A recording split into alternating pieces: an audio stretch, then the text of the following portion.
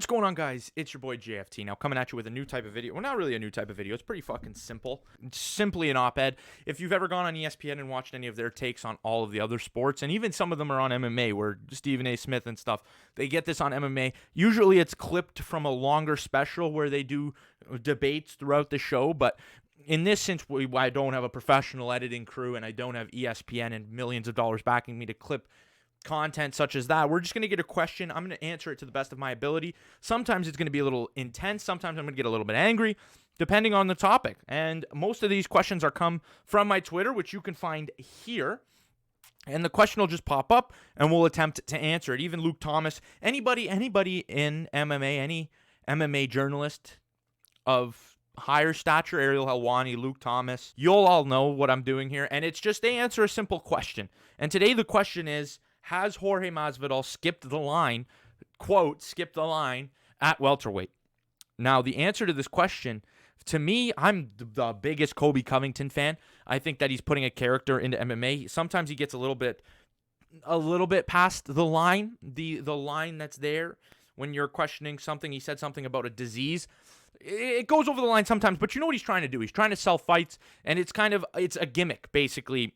I don't want to say it's a gimmick because I really don't know the guy personally, but from what I can derive from other people speaking on the topic, Colby Covington is a really nice guy in reality, trains hard, good kid out of American Top Team, but in reality, in front of the media and in stuff like that, Ariel Helwani show and all that kind of stuff, he's chaos. He's Colby Chaos Covington, and he has the biggest claim to the number one contender, the biggest claim to a title fight with Kamaru Usman. There was heat there. It could have been Ben Askren until he got knocked out by Jorge Masvidal. So the real question here is it Colby Covington? Is it Jorge Masvidal? And just a week ago, I said to myself, and on Twitter I was arguing it, that it couldn't be anybody other than Colby Covington. He's on a 6-fight win streak. He beat Jonathan Miener when he was 7-0. He beat Max Griffin when he was 12-2. He beat Brian Barbanero when he was 12-3. Dong-Yun Kim, Damian Maia won the interim belt last year against RDA, and he deserves the shot. The last guy to beat RDA as convincingly as Colby Covington is now the world champion in Kamaru Usman. So there's the interim champion is still there for me. The interim champion is Colby Covington. The real champion right now is Kamaru Usman. They both defeated RDA almost equally unanimously. They both got unanimous decisions. You could argue Usman did it a little bit more dominantly, but Colby Covington did a very, very did a very, very good job at defeating Rafael Dos Anjos, and now he's matched up with Robbie Lawler. Now the question is, if Colby wins the fight, does he get the title shot, or is it Jorge Masvidal?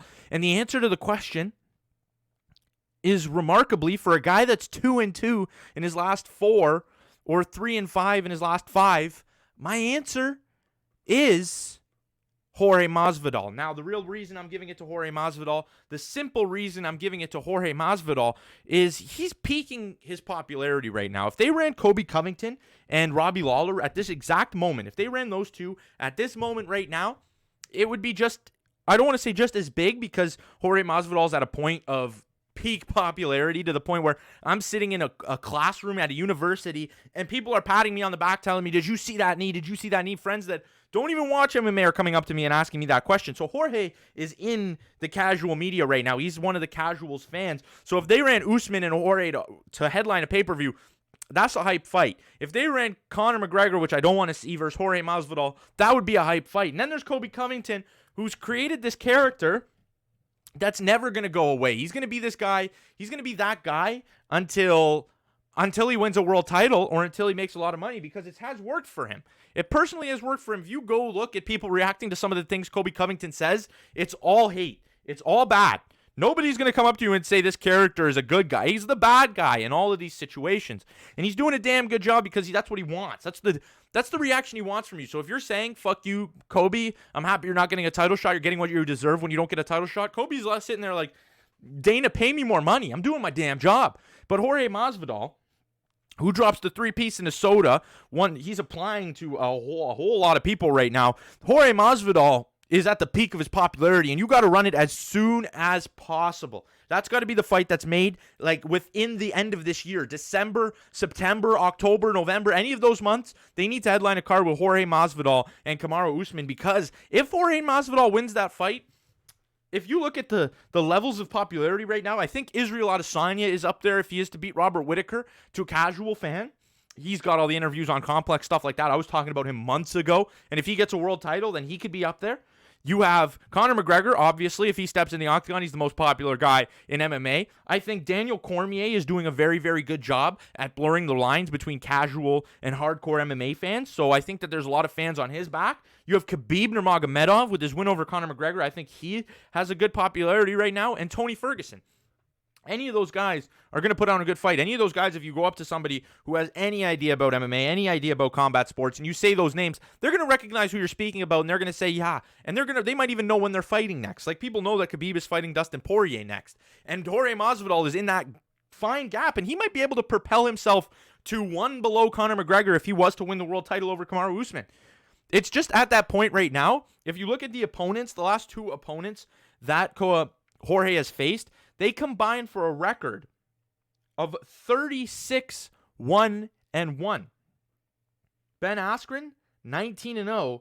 Darren Till, 17-1. And his only two losses in his last two losses, if you go back and watch the Stephen Wonderboy Thompson fight, you won't be that let down by the loss for Jorge Masvidal. It wasn't that big of a loss. It was a unanimous decision in a rather boring fight where Stephen Thompson, one of the most awkward guys in MMA, just didn't let Jorge Masvidal hit him.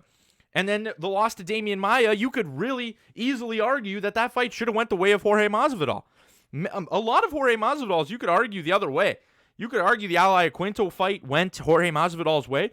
And if you get rid of that loss against Damian Maia and the Stephen Thompson one you keep, in Jorge's last 7 fights, he's 5-2. 5-2 with those 2 losses being questionable losses at best. Jorge Masvidal, I think, has jumped the line. He skipped the line at welterweight, and I think the only right option, a week ago, I wouldn't even be pondering this for a second. I would be all Colby Covington. But at this point, right now, it just seems that Jorge's the option and the only option.